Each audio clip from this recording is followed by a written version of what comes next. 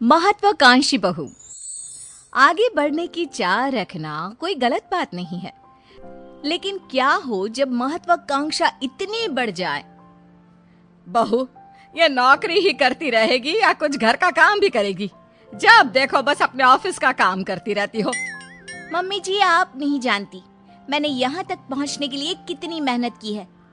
मेरा हमेशा से सपना था कि मैं खूब पैसे कमाऊं, बड़ी गाड़ी में घूमूं और बड़े बंगले में रहूं। घर का काम तो नौकर करते हैं, जैसे आप। जैसे मैं? क्या जानती है तू मेरे बारे में? मैंने इस घर को अपने पसीने से खड़ा किया है। घर पसीने से नहीं, पैसे से खड़ा होता है मम्मी जी, जो मैं कमा रही हूँ। समझी? लंबी गाड़ी, महंगे फोन और कपड़े, ये सब चाहिए मुझे। लेकिन बहू, अगर तुम नौकरी नहीं भी करोगी ना तो भी तुम्हें ये सब चीज मिल जाएगी। मेरा बेटा सब कुछ तो दे रहा है, कोई कम पैसे तो वो भी नहीं कमाता। उसकी कमाई देखकर ही तो फंसाया था तूने, याद है ना? वरना उसके लिए संस्कारी रिश्तों की कमी नहीं थी। संस्कारी भी फेल है सरकारी वाली के पीछे। मम्मी जी, ये सब तो मैं भी जानती हूँ, लेकिन मैं ये सब अपने कमाए पैसों से चाहती हूँ, ना कि अपने पति के पैसे। और मैं भी ऑफिस जाना चाहती हूँ, काम करना चाहती हूँ।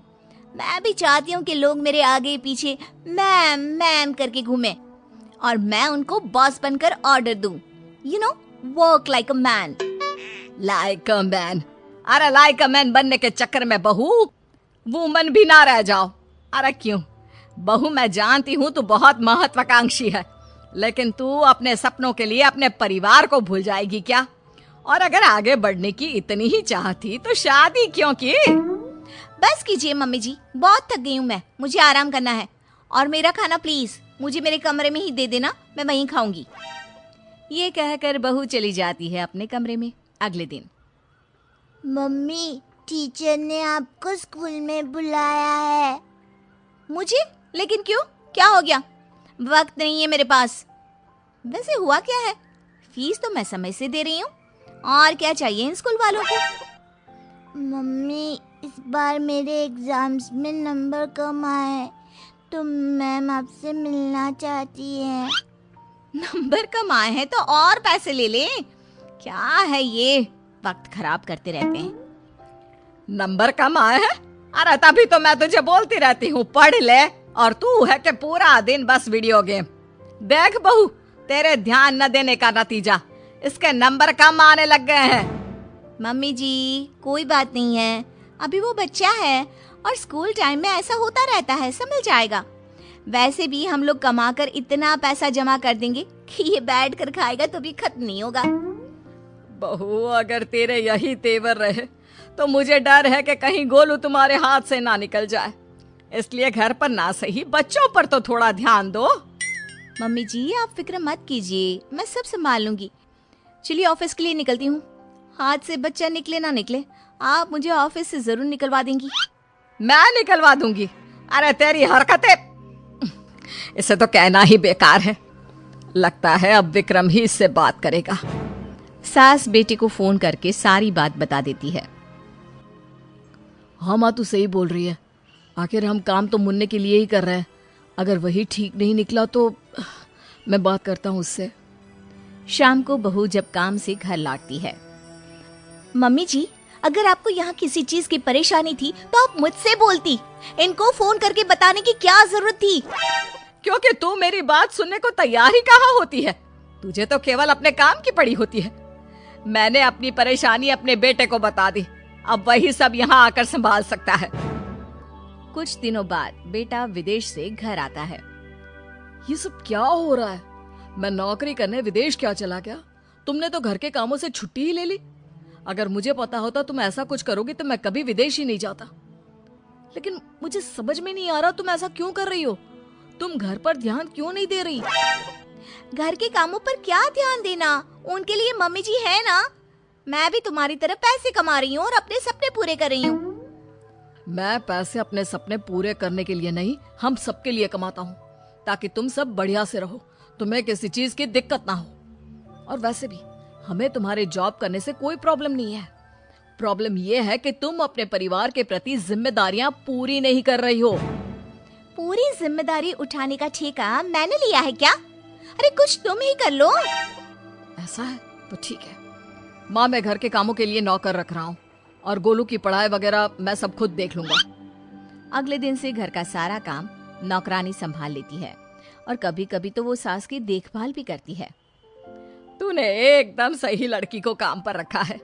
कितना काम करती है और शिकायत का एक भी मौका नहीं देती। दिखने में भी कितनी सुंदर है। बेटा सच कहूँ तो बहुएं ऐसी ही होनी चाहिए। माँ वैसे भी ये नौकरानी नहीं है, दरअसल ये मेरे ऑफिस में ही थी, लेकिन जब मैंने इसे अपने घर की प्रॉब्लम बताई तो मेरी मदद करने के लिए राजी हो गई।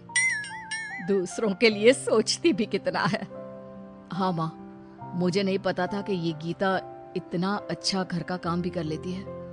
वैसे माँ ये ऑफिस में भी सब कुछ संभाल लेती है, वो भी अच्छे से। बहुत महत्वाकांक्षी नहीं है, लेकिन सबको लेकर आगे कैसे बढ़ना है ये इसे अच्छी तरह पता है। मुझे इसकी सबसे अच्छी बात क्या लगती है पता है? क्या बेटा? जब मैं घर पर नहीं होता तो ये आपका और गोलू का कितना अच्छा ध्यान रखती है। तभी घर में मेहमान आ जाते हैं। ओहो, ये लोग भी ना धर्मशाला समझकर रोज आ जाते हैं। ये बोलकर वो अंदर चली जाती है। अरे आइए आइए बेटा, जरा चाय पानी लेकर आना। तभी गीता सुंदर सी साड़ी में अच्छे से चाय पानी लाकर टेबल पर रख देती है। हाय रे, आपकी बहू सही रास्ते पर आ गई। नहीं तो हमेशा हवाई बनकर घूमती रहती थी। अरे नहीं नहीं, ये नौकरानी है हम लोगों के यहाँ। बेटे के ऑफिस में ही नौकरी करती है। वो क्या है ना, पैसों की जरूरत पड़ गई थी इसे तो पार्ट टाइम में। लेकिन कितना अच्छे से काम संभाल लिया है आपका। घर भी चमक रहा है और सब कितना अच्छा लग रहा है। तभी बहू आ जाती है। इसी काम का तो उसे पैसा मिलता है, तो उसे करना ही पड़ेगा ना। कितनी अच्छी लड़की है। काश मैं इसकी शादी तुझसे करवा पाती। मुझे एक अच्छी बहू मिल जाती और तुझे एक अच्छी बीवी। मम्मी जी, आप ये क्या बोल रही हैं? मैं तो बस वही बोल रही हूँ जो मेरे मन में आया। कुछ गलत कहा क्या? ये सुनकर बहू उठकर अंदर चली जाती है और सोचने लगती है। आज मम्मी जी ऐसा बोल रही हैं, कल को मम्मी जी ने ऐसा कुछ सच में कर दिया तो मेरा क्या होगा? वैसे भी मम्मी जी मेरे से परेशान रहती हैं और मम्मी जी ने इनको दूसरी शादी के लिए मना लिया तो नहीं, मैं ऐसा कुछ नहीं होने दूंगी। मैं इनको एक अच्छी बहू, बीवी और माँ बनकर दिखाऊंगी। उस दिन के बाद से बहू अपने परिवार का ख्याल रखना और एक अच्छी बहू, बीवी और माँ बनना शुरू कर देती है।